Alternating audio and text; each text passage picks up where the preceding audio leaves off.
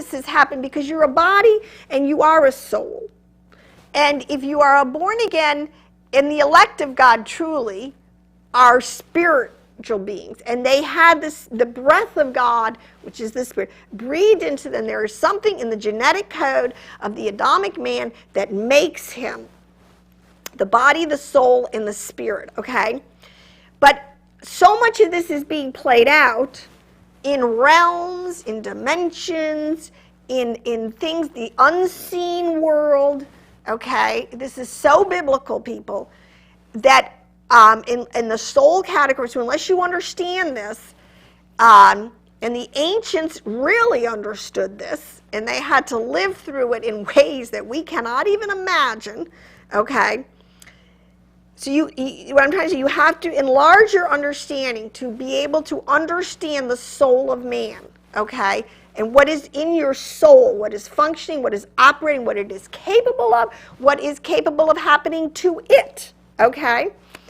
Now, all that being said, because these are huge pieces of the puzzle, but anyways, what happened in the history of Israel, in the part of this whole thing with in Abraham's seed is called, as I said, Yah's seed.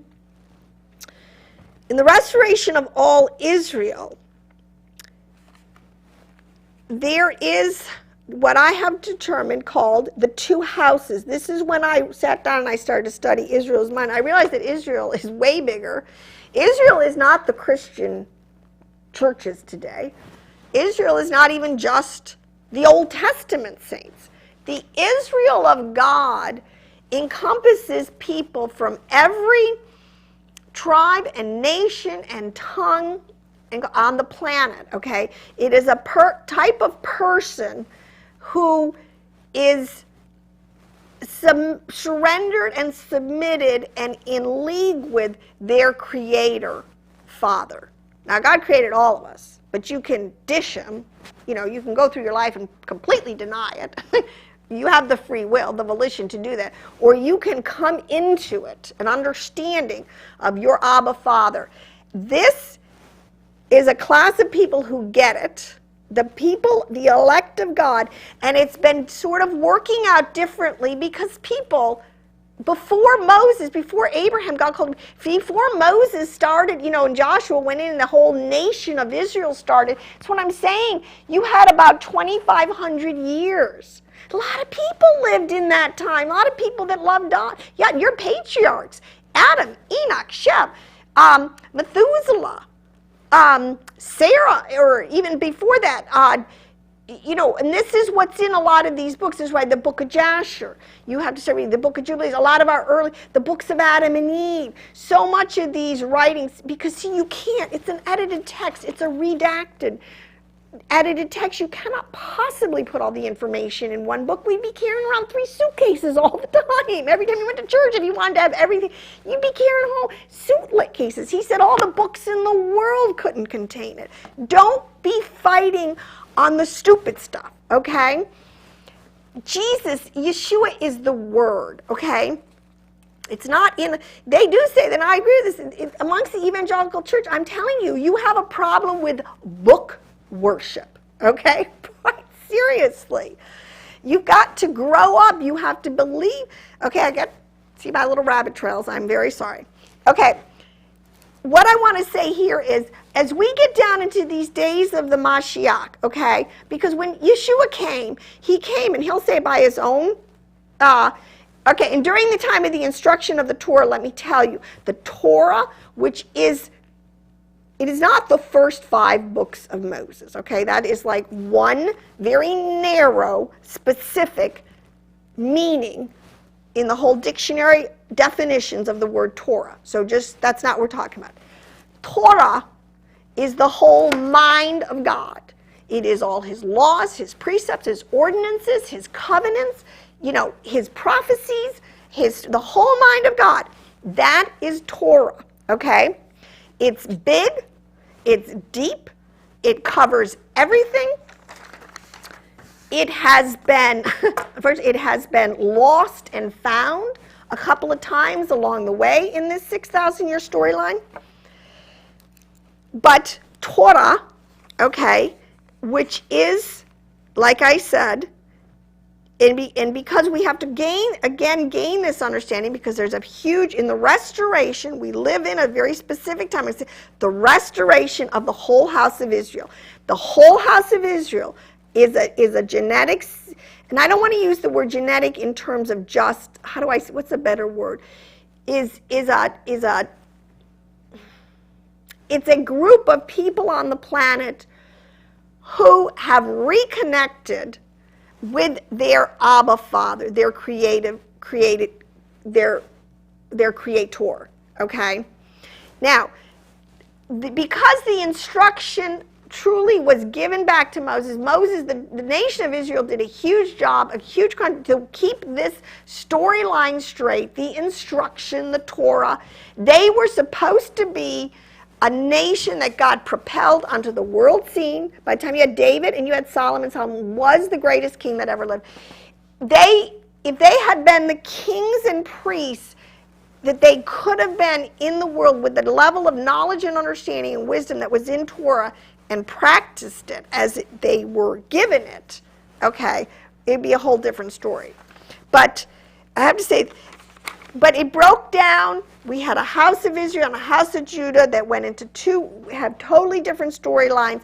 We're living in a time where he is bringing the house of Judah and the house of Israel, which is the northern kingdom, back together again. This is a part of the restoration of the whole thing, but you cannot get all tripped up in thinking you can put them all in one country, or you can put them in a certain even demographic part of the world. This seed has gone out into all the earth. It has intermingled with every other seed out there, and through this seed is in all the earth, okay? And only God knows how much. I mean, I don't know how much true genetic seed do I have, and then other mixtures, because you have to understand who the Gentiles are. You've got to understand the first 1,000 years, what was going on, what the admonition was, is to try to keep this thing clean, okay, to now where it's whatever. It's just get yourself back into a place where you can be anybody, you don't have to be one of these. Because what I want to say here is, in these 2,000 years, by this time, the seed of Judah and the seed of Israel, truly they have no clue who they are. There have been so many dispersions, even in Judah. I know Judah likes to think that they have really kept it, but I really think I would give it 10% are really bloodline pure. You know what? And it doesn't even matter, but it's so mix and mingle now. It doesn't matter, but we have to still understand the storyline and what has happened, because in the restoration, I'm never going to get through this. This is a huge thing, because as these two huge people groups on the earth, and it's like Joseph's, one of the prophetic types of this is Joseph's coat of many colors, okay? Ephraim and Judah. Okay, and I can't unpack this stuff. You have to understand the two houses of Israel. They are going to come together. They will be restored and reunited at the end of the age. It's a prophecy from God. It cannot not happen. It will happen. And when it happens, okay, when these two houses, okay, when Ephraim, Joseph, who has seemingly been lost among the Gentiles, will make himself known to his brother Judah, the results of this reunion will astound the world and alter world history. This is hinted at mystically in the Joseph story, which I'll come right back to, but is declared in most uncertain terms throughout the prophets, and unfortunately, most of the time on both houses, because of the blindness that's on them, as Paul said, seldom note the careful distinction the prophets made between the house of Israel and the house of Judah, okay? You have to understand. But they're finding, because see, this thing is so beautiful, how Yah has performed his word. He's Malala. They just did a special on this girl, Malala, is of the seed of Abraham. She is part of the lost tribes of the northern kingdom, the house of Joseph, which is another word. They find her over in Pakistan, okay, of all places, okay? You find Jews that are genetic ones that are coming back from Africa. They're coming back from Japan. They're coming back from Russia. They're coming back from Ethiopia. This is a worldwide. They're happening all over the place here, and this is one of the biggest things amongst the Northern Europeans and the North America, and actually Mexico. And so I had a wonderful conversation, because I have to throw this in, because if you're listening, with a brother in the Lord, he's an Israeli Jewish saint who's Mexican and has Basque history, who finally when he did his genealogy, understand he comes from a highly Kabbalistic family from the Spain that had to migrate or get out of town because of what was going on in the Inquisitions there in the 15th and 1600s. And lo and behold, they go to Mexico. And lo and behold, he rediscovers that this is his heritage. I mean, this is a worldwide phenomenon that's happening all over the world. It happened to me personally. It's happening to people all over the places. We are beginning to realize. But what you understand, what I could see that one of my biggest, okay, because I want to say again, I got to go back to a point I'm going to make. Yah has cards he's going to play at the end of the age as we come down to this final showdown. He has two witnesses that are going to come on the scene. There's the 144,000. Okay, now I can't unwrap that one tonight, but that's a big one. 144,000, okay, in Revelation it talks about.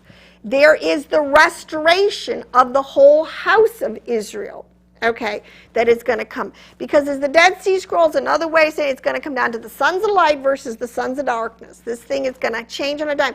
Plus, okay, so you, like I said, let's go through this again, church, because you got two witnesses coming on the scene. You got the 144,000, which, you know, I understood it on a certain level, but this new friend I have really, which is a fabulous understanding, so that if you look at the word very deeply in some of its Hebraic, is the word chief, word chieftains, 144 chiefs. Israel was divided when they were camped out, okay? This is the way it looks. It's a cross. You probably can't even see this. You had, you know, Judah and Ephraim and Dan, and the tribes were all divided according to their chieftains, okay? The fact these 144 are going to come back, the chiefs of Israel. This is a really interesting, okay. Then I said, then you got the restoration of the whole house, everybody. Then you have those who Christ is going to bring with him. Okay, remember I said there's 3 resurrections. One of them's already happened. The first fruits, when Yeshua died and he rose, he went into Hades, he took all the souls there, that's the point, took them back up to paradise. They're all coming with him, okay? Then we're going to be changed. This is what Paul is talking about. He says is that the Lord will bring with him, okay, those saints that are in paradise, everybody who's died, like up until this time of the next resurrection, because there's one at the end of the age too. So there's one at the end of the 1,000. There was one at the time when Yeshua came at the 4,000 year mark, and there's going to be another one at the end of the 6,000 year mark. So all the saints that up to the 6,000 year mark, he's going to bring with him.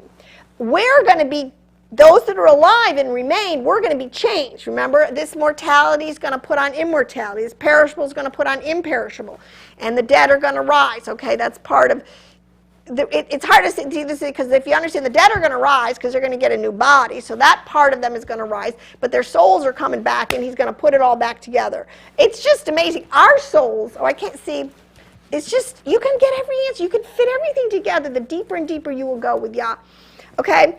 So God's got a lot of stuff he's going to throw. He has a lot of heat he's going to throw at the end of the age. I don't know why we're wringing our hands, okay? But we have a very important job because we have got to get this, the restoration of the whole house of Israel. This is a huge, it is revelation from Yah that is on the radar. Okay, and it's not going away. So if you're kind of like radar, if you want to know what Yeshua, the Spirit of God, is putting out there, he is teaching people. are so many forerunners in this thing, understanding our true history, the restoration of the house of Israel, okay? But the interesting thing, now to flip it, because you can get all caught up in the higher dimensions and higher realms and things, but there is also the very boots on the ground, okay? Because we are a body. We're a soul and a spirit. So what does that mean in a practical sense, okay? Because, see, I can't, some of the stuff. Okay, Israel, I want to just tell you this really quick. I'm going to end with this because next week I'm not even going to get to the whole point about the flip side. All right, let's just stick with the sons of Israel. We won't get into the sons of the serpent, the sons of Satan, or what do they call it? The serpent seed, or the whole other side, okay? Let's just try to nail this one down. America is so interesting in prophecy. The biggest picture is, where's American prophecy? Well, American prophecy is one of the most pivotal roles to play, but we don't know who we are because we don't understand that we're Israel. We are demographically, okay, and this is a whole piece of the story. It's very interesting. The point of Joseph's coat of many colors, I want to say this represents the fact that the people of God, the elect of God, the Israel, are all over the earth today. Okay, you cannot put this in, one nation can't say, oh, we were the Israel.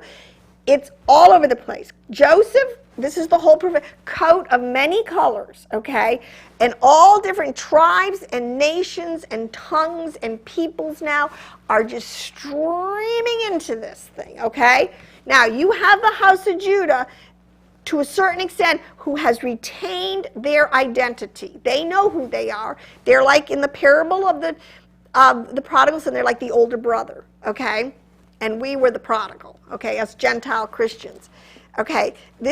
But we are coming together, and God has brought us together, and now we stand in the world today as a demographic of people with a Judeo-Christian heritage, to a large extent, at odds. Or, well, like when, odds would, with a storyline of our history and our story, okay?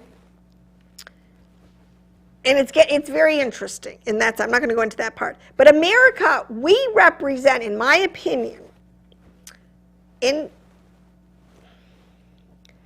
I want to say there's a governmental aspect. There's so many aspects to this thing. Because I'm not saying anything elitist, anything racist, anything that is putting up, exalting. Because look at, all men have sinned, and believe me, I'll tell you what I said. We've done a horrible job of this thing, keeping this story straight. But at the same time, we've done a wonderful job. It's so funny because here we are in this nation, okay? And we're the melting pot. We think we're a melting pot, but what we really are is some of the seed of Yah that he has planted in this land, which is another place which he prophesied that he would do, where he would have the house of Judah and the house of Israel living together in peace, side by side, and that he would reveal, okay? And I think it's this way, when we get this, okay, and this is Jew and Christian, but this is all people who love, because you understand this thing is, who love truth, who love righteousness, who love mercy, who love justice, who love the good and the true, and which are all in the emanations of God. When you understand Kabbalah and things, these are all the attributes of God, okay? So many of them, we represent a nation. Israel had a chance in the land there to do Torah and to be a light to the nations, okay? It didn't end well, okay? America, God redid it. We have a chance to end well. We have a chance to end on Yah's page and to end well. And I believe our prophet is to be the place where we get a sanctuary for the saints in the last days that is out of the dragon's reach. But we have got to understand this peace, this what Yah has done, okay? Because right now today, technically we have a free nation that was founded, and this is where I have to say, on the principles that made Israel great on Torah. These people that laid out our form of government, our three branches, legislative, judicial, and actually, that's why we don't have a king. He was really the part of the judge of Israel. They templated this thing. Now, I know there's tares here, people, but you know what? I'm really sick and tired of focusing on the tares. You know what? They're going to go bye-bye. God has made a snare for them. Let's focus on what God is doing right here in our nation. If we can, my people are destroyed for lack of knowledge, but if my people will humble themselves, humble yourself, pretend you don't know anything, let Yah teach you. Let our Hebrew sages teach us again the big picture, and then where we are and how to plug into these things, because prophecies happen, but you know what? You can get left in the dust if you don't, okay?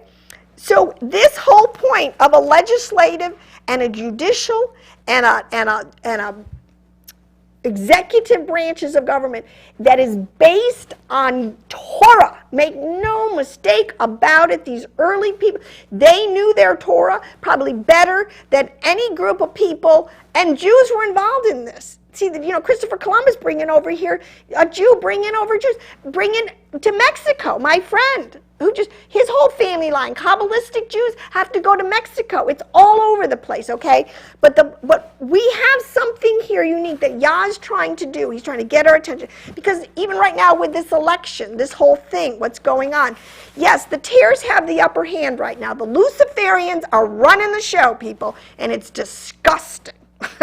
Anyone who is not absolutely sick over this culture that America is spewing out in its government, oh my gosh, in our media, in our entertainment, even in our economics, it's nuts. Okay, we have got to reclaim, and we got to get back to Torah. And we got to put the two houses together, and we got to sit down. I'm telling you what, with the house of Judah and the house of Ephraim, the house of Joseph, whatever you want to call it, in this country, and we got to talk deeply about this thing. Because I'll tell you what, we need to have governmental leaders. We need to get a grip on our country again. We need to identify the tares. We need to shut them out of our governmental and our influencing our children. The doest thou with Luciferian agenda has got to end, and the only way you're going to end it is if you start to understand what's going on. Get your head out of the sand and understand who the wicked are and how they operate. Okay, now I'm just going to end on this note, because this is, it's so beautiful. The heritage that we have lost so quickly because we just have allowed ourselves, got to sleep at the switch. It says the house of Israel and the house of Judah were both punished for the same reason. This is the exiles. This is the dispersions. This is what comes on, the curses, the plagues. This is what is happening because of our disobedience, our blindness here. This is that they broke the covenant and allowed their rulers. Really, it always, if the rulers go south, the countries go south. All right, to allow their rulers to make their own poverty-creating selfish laws, economic policies, and taxes in contravention of God's commandments and prophetical warnings to his people. Naming the 5 books, okay, because what I want to say, Torah is perfectly fair. This is what we have to understand. We have never apologized for our God-given Torah understanding, because Torah is God's laws. Torah is perfectly fair and unbiased, uniting everyone with no rich or poor, or under one system. Under the Torah, nobody can oppress anyone else by inflicting their own selfish opinion or laws or taxes on them, so nobody can put themselves over others. All men were created equal in the eyes of God. Our founding fathers did set up a template. People aren't perfect. I'm not asking for a perfect system. I'm just asking about a system that Yah can use. Because they tell you what, look what he's going to spit out of his mouth. And we don't get it together. We have a template. If we will go back to it, if we will demand a certain level of integrity, if we just will kick the tares out, people. And then next week I am going to unpack the tares and what we need to do, all right? Because light has no fellowship with darkness. We've been in bed with each other for too long. This nation was founded, this is the seal, and I did a teaching on this, and you can't see this, but the seal, we had two seals. You know, it's really funny, because I know the tares were here in this founding of this nation, but they did not have the upper hand. They didn't really begin to get the upper hand on this thing, because listen, this happened in Israel. You know, when they had the judges, when they were under David's, you know, the tares didn't have the upper hand. But slowly and slowly and slowly, I mean, my gosh, you know, until they had to get spit out of the land. Okay, so don't think it can't happen. It doesn't happen. History repeats itself. But we were one nation under God with life, liberty, and the pursuit of happiness. That is what Torah will do. That was God's whole point of Torah for the nations. Okay, it's a template. And I say we have to restore this stuff, and we have to stop arguing about each other. There is... that's one of the reasons why the Jews, you know, they cannot handle our Torahless Jesus. Jesus did away with the law. I mean, that's the most absurd, but you have to understand what the law is. Okay? Yeah, parts of it were held in abeyance because of these 2,000 years and these Gentiles that had to begin. The temple was destroyed. All the ceremony laws, you can't do those now. Let's talk about it. Let's not place to just throw the baby out. Let's talk about this. Let's get ourselves educated. Let's enter into an intelligent, calm dialogue between brothers and sisters who are really of one family, and let's come to understanding and unity on this thing. And let's submit ourselves to our Father Yah and to His plans to bring the end of the age, to get rid of the wicked, so we can go into a peaceable kingdom for 1,000 years where the millennial temple will be here, which really Yah is going to teach the nations how it could have been. It's going to be glorious. And then we will go into Olam Haba. I can't wait, the world to come. So on that note, thank you for sticking with me. I hope you could. On that note, God bless you, and the Lord keep you in His peace and His protection.